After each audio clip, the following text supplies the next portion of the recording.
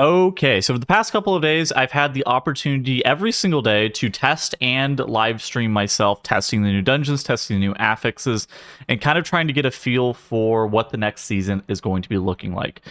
With that being said, I didn't want my last couple of videos talking about the affixes coming off very critical over things that I have largely not played. And so I definitely wanted to spend a decent amount of time getting into the dungeons, looking at the affixes, looking at the dungeons themselves, and kind of talk about the things I like and the things I don't like with what we've actually seen from the War Within Season 1.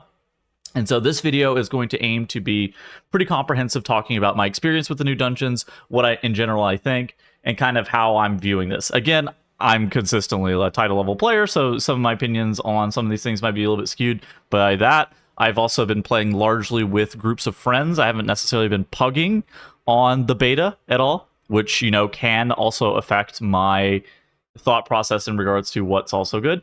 In addition to that, nobody knows what's good. Nobody's necessarily playing any meta specs or meta classes or meta comps on the beta as well.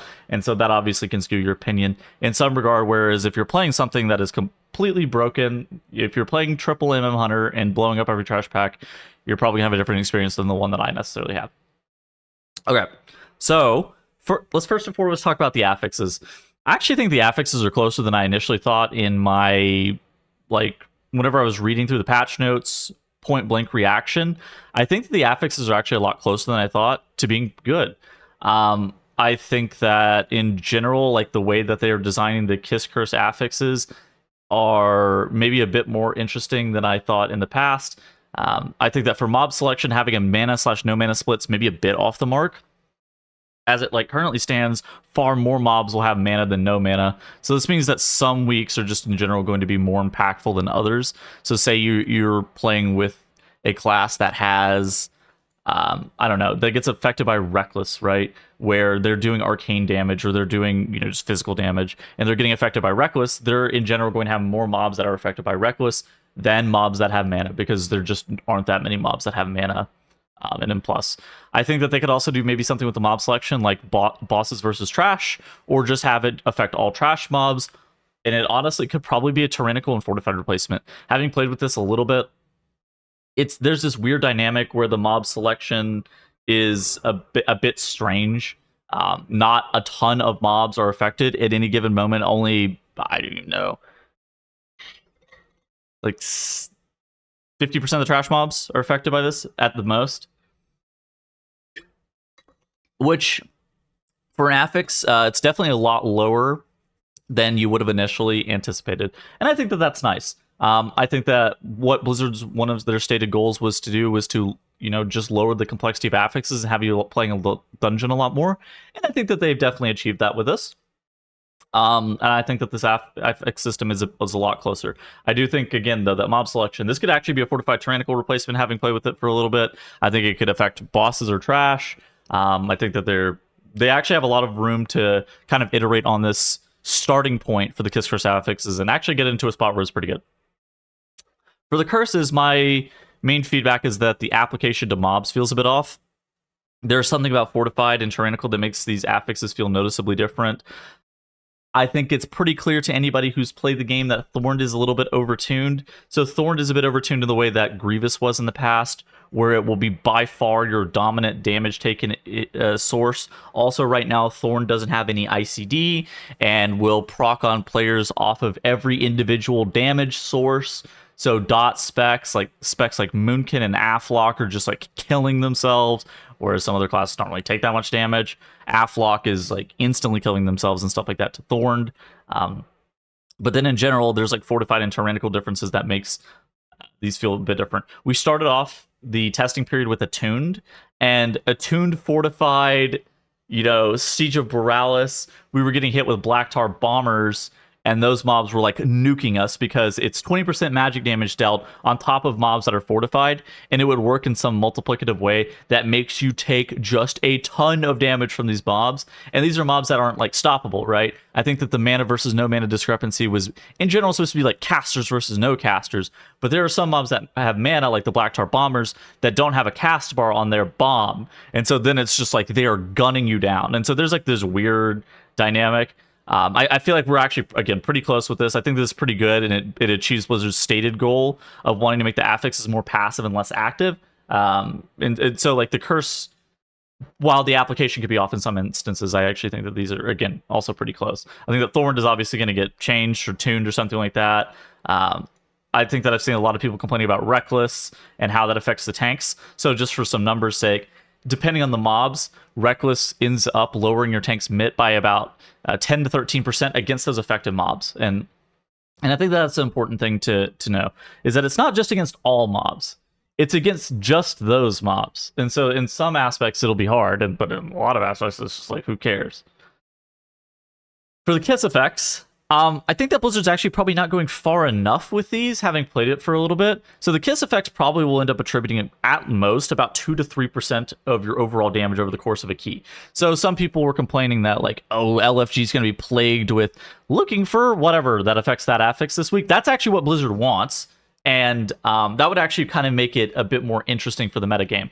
As it currently stands, that's definitely not happening with something that attributes only 2% of your overall over the course of the key. For the first reason that this happens, it doesn't affect all mobs. And so, you know, just in general, those mobs aren't as prevalent across the entire dungeon. So it's really hard for that to be the case. Additionally, about 40% of your time, give or take, it depends on the dungeon a little bit, but let's say 40% of your time is going to be spent fighting bosses in M+, which at their core cannot be affected by any of these new affixes. So, you know, only 2% of your overall damage is going to actually be attached to this over the course of the entire key. I've kind of described it as feeling similar to whenever you would get Thundering, you would get like a damage gain with Thundering. I kind of attribute it to feeling kind of similar with that, where you know that you probably should optimize it, but you don't really care that much. And the only way that you can actually tell that you're getting damage gain via Thundering is if you're really deep diving into logs and you're really, you know, deep diving into the damage meters and stuff like that. It's hard to notice that you're doing 10% more damage to a specific mob inside of a trash pack. And in general, you're just going to notice the trash pack first, and then you're not going to notice the damage gain. Which, again, that might be their intended goal, right? If they're looking for more passive, less active affixes, they're not looking for something that's that impactful. You know, that kiss effect is not very strong, and so that definitely achieves their maybe designed goal. I would say, though, that you can actually probably separate this out by magic versus physical as well, instead of having it be really the spell type. Because right now you have this weird chaos damage thing, like with Havoc Demon Hunters and whatnot. The buff could also potentially even be on the players instead of being on the mobs. That way it's not just, you know, this 2% damage gain over the course of the entire dungeon. It can maybe be something that's a little bit lower, like a 5% damage gain, but it's on the players as opposed to on the mobs. Then it'll actually affect the bosses too. That could actually be a potential solution as well. I think that the kiss effects are probably just not going too far with them right now, having played with them a little bit, which is weird to say because I think my initial reaction was a bit. I was a little bit more hesitant. For bolstering, sanguine, bursting, raging, these are almost uniformly the wrong choices of affixes to bring back. They're just unfun. They're just as unfun as they have been in the past. Nothing has changed here. I think that the Blizzard should pick different affixes. And, you know, I understand why they picked these. They wanted on-death affixes. They didn't want the affixes that felt like you were playing the affixes and not the dungeons. And so instead they added the on-death affixes, which are bolstering, sanguine, and raging. But those affixes, they don't feel like they feel like they're honestly more impactful in some aspects than something that's as passive as, you know, dodge volcanic, or something as a passive as, you know, break the entangling snare. Like those things were pretty easy. I've even seen things like you could actually bring back old quaking, where you have old quaking not dealing damage or like quaking not actually dealing damage to players at all, but instead just locking you out if you're spell casting during out. I've seen a couple of suggestions for what they could do differently. I think that these affixes suck. I am not a fan of these. But in general, I think the affixes are actually close. I think with a couple of weeks of iterating from Blizzard, I think that these could actually be into a pretty good state. I know that people were heavily dooming. I saw a Quasi video just blasting affixes, being like, the future of affixes are now, or whatever. But I think that these are, having played with them, are a bit closer, and I'm a bit more optimistic having seen these. The dungeons. I'm going to start with the positives because I really don't want to be a doomer. I don't like just being super pessimistic all the time. I think that being pessimistic just, you know, rots your brain a little bit. So I'm going to talk about the positives with the dungeons first, and then I'm going to talk about major criticisms that I have with the dungeons, because there's a lot. Boss design in general, I think, is pretty good. There are a couple bosses that I find not sick, but in general, bosses exist in M plus more to kind of be filler content. But I do think the boss design coming into this expansion, particularly in the War Within Dungeons, has been fairly solid. It's been actually a lot better than it has been in the past, in my opinion. And they're designing, I think, pretty good M plus bosses. So I would say in general the boss design is a lot better. They sometimes will actually run to the spot where a boss can potentially break a dungeon, in the sense of this dungeon is not fun because this boss is bad. I think that they have fewer of those this expansion than ever before as well. And so I think that the boss design is looking on the up and up, and I think that they actually have some cool bosses, particularly like Grimbatol anyways. Like those are actually some sick bosses. But I think that there's like this good dynamic of, there's a couple of core mechanics, but they're not super like in depth. There's also not this weird tyrannical dilemma where you're gonna have to spend 6 minutes on a boss fight in a lot of these dungeons. So I think the boss design's been pretty good. I also think that rotating dungeons staying is amazing. The fact that we actually are going to rotate dungeons every single season and keep it fresh is actually huge for maintaining interest. Knowing that if you don't like one season's set of dungeons, that you're going to be getting a new one is very positive. And I think one of the coolest things that they've added to M Plus over the past couple of expansions. I think that, that to me is a game changer. I love that Blizzard is maintaining that. I think that this is as big of a game changer as whenever they started doing seasonal affixes, and affixes in general. Honestly, I think that this is like rotating dungeons are just banger. So huge fan of that. So those are the positives about the dungeons. I'm gonna start with the criticisms and say that defensives versus damage and healer power is a bit off right now. So healers are a lot weaker right now, and this should not come as a surprise. Healers tend to get really strong at the end of expansions and really weak at the beginning of expansions. Healers were pretty strong at the beginning of Dragonflight relative to how they were in the past. Right now in the War Within Alpha, healers are pretty weak. No healer I feel like I'm safe playing with, and some healers I feel like I'm in mortal danger at any point playing with it. I think that Disc Priest fucking sucks to play with for this reason, because I am permanently in danger. Now, a lot of these bosses and trash and abilities, I don't want to say bosses, a lot of the abilities inside of dungeons have not been redesigned to reflect that healers are a lot lower in power. But that's because defensives are so strong. Because every class has 3, 4, 5 defensives. The only way that Blizzard has to kill players a lot of these times is actually via one-shots. And now healer player power is a lot lower, so healers are taking a ton of time to have you topped up. And I think that healer power being lower is actually the correct play, but whenever you have all of these defensives really loaded into players' kits, and we saw this with the Hunter rework, where they're actually getting more defensives. When all these classes are so tanky, you're no longer pressing a defensive to smooth the damage, which is what you would do if healer power was relatively lower. Instead, you're pressing a defensive to avoid getting one-shot by mechanics, which we've seen a few times, such as random miscellaneous trash abilities like the Black Tar Bombers, the Grimbatol Dragons, the first boss of Stone Vault one-shotting you, the first boss of Arakara one-shotting you. And it's like your healer has very, very little agency whenever their power is this low, which is fine if you're never getting one shot. But the frequency of one shots is pretty high because Blizzard has to tune it this way because of how many defensives players have. And I don't think that this is necessarily a dungeon specific issue. This is a game-wide issue, and there should be pruning of defensives. I think that probably you shouldn't have more than 2 defensives on any class, and all of these passive nodes should be fucking deleted, and the hero talent shouldn't have included defensives inside of them. I don't think that this is something that's going to get changed. This is just some analysis off of things that I've seen, and I think it is awful. I think that it is bad for the state of game design for World of Warcraft, and I think it is not very cool. Trash design, I think, is not great right now. So first and foremost, there are no big pull, fun dungeon type models, right? Where I would say in general, every single expansion, every single season, you have like a dungeon that you can actually big pull. and have a couple of pulls that are super fun. I'm thinking even like the first pull of like Nelth Slayer, for example, or just have a bunch of like random mobs that you just do a lot of damage to, and that's like the coolest part of the dungeon. The first pull of Alg Academy, you know, think Halls of Atonement just in general. Those type dungeons. Gambit, I think, is also a great example where you're just doing high mob density pulls that the mobs don't do a ton. And we don't have any of those. The dungeon that I would say that has the largest pull density or mob density is probably Necrotic Wake, which isn't necessarily known for being a dungeon that you pull a ton in. Blizzard, for the War Within dungeons, have added a lot of mechanics to dungeons, and we're continuing on with this trend where trash complexity is incredibly high. There's a lot of casters and very intricate trash mob mechanics, which makes the dungeon substantially more complicated.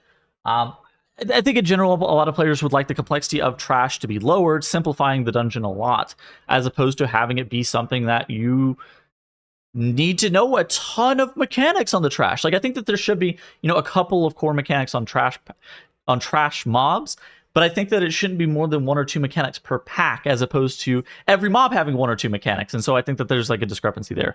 I think that there's also this thing where players aren't necessarily allowed to pull that big, and I think that allowing players to pull big is a core part of M+, and it's what makes M+ a lot of fun, is having nice trash design that you're able to pull massive.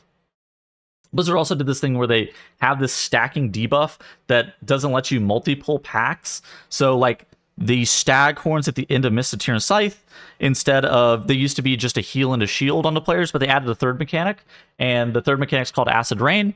And whenever a stag horn is pulled, whenever it casts Acid Rain, then you take 20% more damage from nature effects. And this includes things like the stingers that would fly around. This includes things like the acid gullet circles that are on you, but this also includes the acid rain damage from the stag horns, because the acid rain damage does about 50% of your health per cast. And so this is a situation where you can't pull multiple stag horns. Mobs like this are present in Stone Vault. At the very end of Stone Vault, I don't even know what the mobs are called, but they put this physical they do this like ground shatter, and they put this physical damage taken debuff on you, and it stacks permanently. And if there's 2 of them that are right next to one another, but you're forced to pull them one at a time, because if you pull both of them, you're going to die. Arakara has a similar thing where these beetles have a 50% damage reduction aura around them, to the point where you can't pull 2 of these big beetles at once. And so Blizzard continues to put these debuffs that don't let you multi-pull packs, and so they're really restricting your pull size, which I hate. I think that in general, if I want to pull as big as possible, I should be allowed to. And I think that not letting you do massive trash pulls takes a lot of the fun out of Mythic Plus. I think that part of the thing that makes Mythic Plus super cool is the fact that you can pull massive. And I do understand that for Blizzard, there's like this bit of an arms race where, like, you know, AoE CC is too strong, player defensives are too strong, and so Blizzard's kind of having to cut back on how they're designing dungeons to not let you pull 70 mobs at once. But at the same point, like, I think the fun part of dungeons is, and what kind of made me have a lot of fun in dungeons, is like doing these massive trash pulls, like the Blackrock Hold whole hallway pull. That was sick. Doing the Eye of Ashara crab pull, pulls like that made me fall in love with Mythic Plus. Halls of Atonement, like, you know, just the dungeon itself, like the way that you were able to pull and the mob density involved, and like honestly the simplicity of some of the trash made those dungeons very fun. And I think that Blizzard should be looking at that as like a model that they're looking for in the future. There's also one more thing that I want to call out as a major downside that I think is really bad, and they should heavily look at this. RP in City of Threads makes that dungeon mad miserable. So first off, through the first boss, it's like fine. After the first boss, I would describe there as being like a 4 to 5 minute scenario where you walk around and you use an extra action button to activate packs that aren't static. And this is a bit weird, you know, you're killing 4 trash packs basically in a 5 minute period, and a lot of your time is spent running, and you're finding the packs that you're supposed to be activating to kill. This is pretty bad. And then after that, there's a 1 and 15 second long scenario where this big Arubian lady will run up, activate this wall, and then run up and then activate the boss. And this is a 1:15 long. And so we are spending effectively like 6 minutes in the middle of City of Threads walking around. And it feels Terrible. I think that this should be changed. I don't like the RP in City of Threads at all. I would redesign this entire area. I think that this is something where it's like, this is added in because it's cool in an M0. And it is cool in an M0. And it's cool if you're storytelling. It's not cool in M+ in the slightest. And I think that that's pretty bad. I also think all of the War Within dungeons as they currently stand are a lot harder than all of the returning dungeons, but that's something that, you know, you see kind of often, and so I think that that's something that's probably going to get changed. And so that's something that I think that we can work with that. I don't think that that's a major criticism. I think that that's like a minor thing that's like, Blizzard's still trying to get the tuning down a bit.